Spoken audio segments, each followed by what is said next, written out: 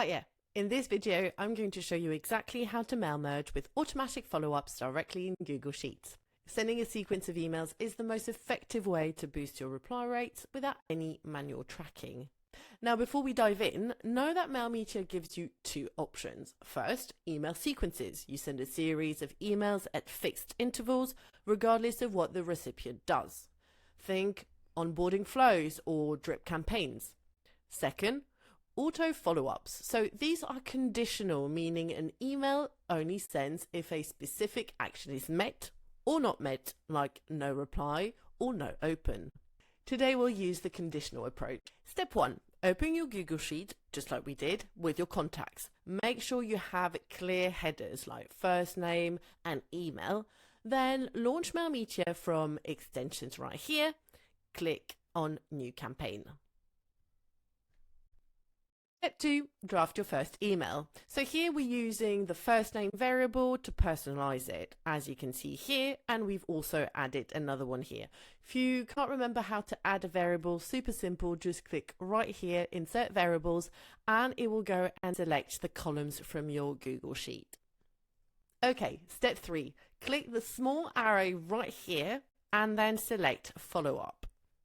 Now, here's where it gets powerful. You can trigger the follow-up based on 6 different conditions.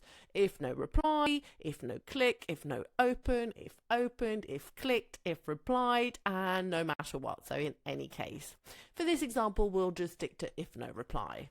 Step 4, set your timing. So you can choose to follow up after a couple of days, hours, and minutes. Here, we'll just stick to, let's say, 2 days.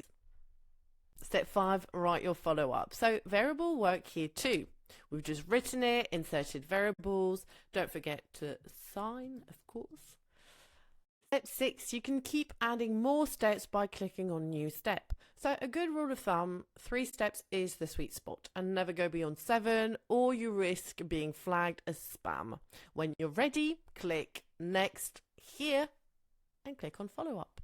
Mailmeteor tracks replies and handles everything automatically. One thing to keep in mind, if you're using the if no reply condition, you cannot send from an email alias. It only works with your primary Gmail account because that's where reply tracking happens. Also good to know, in Google Sheets, your follow-ups are automatically sent as a reply in the same thread, which keeps the conversation clean and makes it easier for recipients to have context. If you want to read through all these steps in detail, the full article is linked in the description.